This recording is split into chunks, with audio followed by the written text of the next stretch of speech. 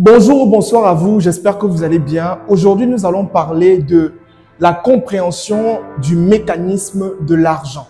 Comme vous le savez, depuis pratiquement 2 semaines, nous ne parlons que d'argent, nous ne parlons que de gestion financière parce que quelque part, j'ai compris au fil du temps que gagner de l'argent n'est pas le véritable problème, c'est de le gérer qui est le vrai problème.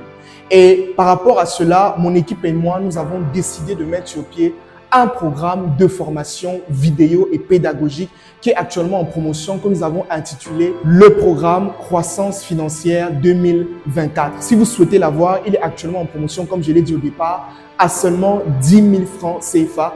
Vous cliquez sur le lien qui se trouve juste en commentaire pour pouvoir augmenter votre intelligence financière en 2024. Comme je l'ai dit, aujourd'hui nous allons parler de la compréhension du mécanisme de l'argent. Beaucoup de personnes aujourd'hui veulent gagner de l'argent. Si aujourd'hui on demande qu'est-ce que tu veux de manière profonde, les gens vont vous dire je veux de l'argent. Vous sortez dans la rue actuellement, vous demandez aux gens toi tu veux quoi actuellement, ils vont te dire que donne-moi même 10 millions maintenant. Mais la question que j'ai envie de poser, c'est quoi l'argent? Si on vous demande qu'est-ce que l'argent, vous allez dire que c'est quoi? Est-ce que c'est le billet de banque que tu as en main? L'argent c'est quoi? Donc aujourd'hui, la thématique va porter sur 2 points. Premièrement, nous allons d'abord aller dans la compréhension de l'argent, ensuite son fonctionnement. Je commence d'abord dans la compréhension. On va d'abord mettre ici l'argent en lui-même. D'accord? On va mettre ici argent. D'accord. Alors, si actuellement je sors ce billet-ci, c'est un billet de 10 000 francs CFA. D'accord? Et je vous demande, est-ce que ça c'est de l'argent? 90% des personnes vont me dire c'est de l'argent. Mais pourtant, non, ça, ce n'est pas de l'argent. Si vous prenez ce billet et vous partez en France actuellement, vous ne pouvez pas l'utiliser. Tout simplement parce que ce n'est pas la même monnaie. Donc, quelque part, ça, ce n'est pas de l'argent, c'est la monnaie. La monnaie qui est le franc CFA. Maintenant, qu'est-ce qui est intéressant dans ce billet? La seule chose qui est intéressante dans ce billet, c'est la valeur qu'elle détient, 10 000. Parce que c'est cette valeur de 10 000 francs qu'on peut convertir en une autre monnaie. Je ne sais pas si on se comprend très bien. Parce que ça, ce n'est que le billet. Ça, ce n'est qu'une monnaie en fait. Ce n'est pas véritablement de l'argent. Maintenant, je vais vous dire une chose. Le jour où vous allez arriver à enlever de votre esprit que ça, c'est de l'argent, vous allez beaucoup évoluer. Et je vais vous expliquer ça simplement avec un schéma. Regardez. L'argent, par définition, c'est toute chose matériel, on va mettre ça comme ça, matériel ou immatériel,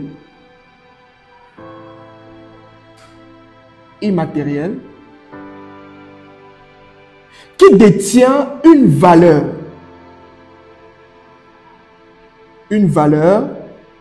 qui peut être transformée en monnaie.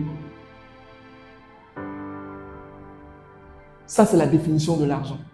L'argent, c'est toute chose matérielle ou immatérielle qui a une valeur qui peut être transformée en monnaie. Maintenant, on va aller posément. Regardez. L'argent, toute chose matérielle. Ici, je vais mettre, par exemple, on va faire un truc comme ça. Je vais mettre ici l'or, la voiture, les chaises, les habits, etc. Vous allez compléter en commentaire. Parce que ça, c'est matériel. Et l'or a une valeur. D'accord? Qu'on peut transformer en une monnaie. Ça veut dire que si on te donne de l'or maintenant, tu peux aller dans un pays, en France, tu vends cela et on te donne des euros. D'accord? Par exemple, tu peux avoir une chaise chez toi et peut-être tu n'as pas d'argent et tu te dis, bon, cette chaise-ci là, je vais la vendre. Pourquoi? Parce que dans la chaise, en fait, tu vois quoi? Une valeur que tu peux transformer en monnaie. Ce sont les choses matérielles. Maintenant, les choses immatérielles, on a par exemple quoi? On a les idées. Une idée, ce n'est pas matériel, tu ne vois pas ça, tu ne peux pas toucher. Mais ce sont tes idées que tu peux matérialiser sous forme de projet qui plus tard te donnent de la monnaie. D'accord? On a les idées, on a les relations. Chaque relation que tu détiens a une valeur qui plus tard peut t'apporter de l'argent. On a les connaissances. Les connaissances que tu as aujourd'hui, tu peux les mettre à disposition parce qu'ils ont une valeur. Voilà, tu peux mettre à disposition et tu gagnes de l'argent. On a les compétences. Ta compétence que tu as, C'est ce qui se passe avec le travail, non? Quand vous partez pour demander le travail, votre compétence est une chose immatérielle qui détient une valeur, qui plus tard va vous donner quoi? Un salaire qui sera une monnaie. Donc, voilà globalement la définition de l'argent. Donc, à partir d'aujourd'hui, mettez dans votre esprit que l'argent, ce n'est pas le billet de banque que vous avez. Si vous comprenez très bien le schéma que je viens de mettre ici, en fait, vous comprenez que l'argent est autour de vous. Vous comprenez que votre habit, c'est de l'argent. La montre que vous avez, c'est de l'argent. Le téléphone que vous avez en main, c'est de l'argent. Ce n'est pas pour rien aujourd'hui que quand on parle de la fortune de quelqu'un, on ne calcule pas uniquement ce qu'il a dans son compte. On globalise tous ses biens parce qu'on sait que chaque bien a une valeur qui peut être transformée en monnaie. Prenons par exemple le cas d'un gars comme Elon Musk. On vous dit que la plus grande fortune qu'il a, ce sont ses actions. Les actions, ce sont des biens quoi? Immatériels, qui détiennent une valeur qu'on convertit en son patrimoine financier. C'est aussi simple que ça. Si vous comprenez ça, vous avez tout compris. Donc là, c'était la compréhension de l'argent. Maintenant, nous allons passer à son fonctionnement. Comment fonctionne l'argent? L'argent fonctionne de deux manières que tout le monde connaît de manière générale. On a ce qu'on appelle les flux d'entrée et on a ce qu'on appelle les flux de sortie. Ça veut dire l'argent qui entre, on va dire les flux, d'accord. Ça veut dire que l'argent qui entre et l'argent qui sort. L'argent, ça fait un mouvement simple, ça entre, ça sort, on ne le stocke pas. À chaque fois que vous allez essayer de stocker l'argent, vous allez vous rendre compte que ça va toujours sortir parce que l'argent n'a pas été créé pour être stocké, mais pour circuler. Maintenant, dans les flux d'entrée, on a premièrement ce qu'on appelle les revenus actifs. Et deux, on a les revenus passifs. Ça veut dire que si vous avez une entrée d'argent, en fait, elle entre dans ces deux catégories-ci. Soit elle entre dans la catégorie active, soit elle entre dans la catégorie passive. Maintenant, dans la catégorie active, c'est quoi? Là, je ne vais pas forcément entrer en profondeur, mais vous devez comprendre que ce qu'on appelle un revenu actif, c'est tout simplement ce revenu que vous gagnez en faisant de l'effort. Vous êtes présent, ça nécessite votre temps, votre présence, etc. Exemple, les salariés. Si vous ne partez pas au travail, vous ne gagnez pas d'argent. D'accord? Hein? Oui. Si vous ne partez pas au travail, vous n'avez pas d'argent.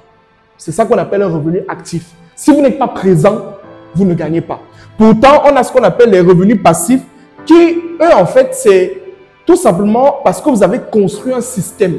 Un système qui fait en sorte que vous n'avez plus forcément besoin d'être là tout le temps, mais l'argent entre de manière continue parce que le système est déjà construit. On prend l'exemple ici des entrepreneurs. Je n'ai pas dit des gens indépendants parce qu'il y a beaucoup de personnes qui sont dans le modèle des indépendants, hein, mais qui se considèrent comme entrepreneurs. Non, le boutiquier du quartier, ce n'est pas un entrepreneur. Il est dans la catégorie des indépendants. L'entrepreneur, c'est celui-là qui a construit un système qui utilise son temps à lui, ses compétences, plus le temps des autres et leurs compétences, plus les services qu'il propose au grand public. Vous voyez la différence, n'est-ce pas? Donc, il ne faut plus faire de confusion par rapport à cela. Donc, là, les revenus actifs et les revenus passifs. Maintenant, au niveau des flux de sortie, je vais essayer un peu de remonter pour que vous puissiez bien comprendre. Regardez.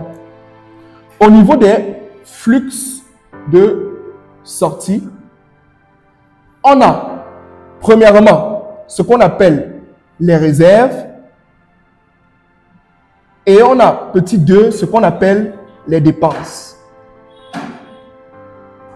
Vous allez remarquer que j'ai mis les réserves avant les dépenses. Pour ceux qui ont suivi la vidéo qui était avant celle-ci, où j'étais en train de parler du schéma. C'était le schéma de quoi encore? Voilà.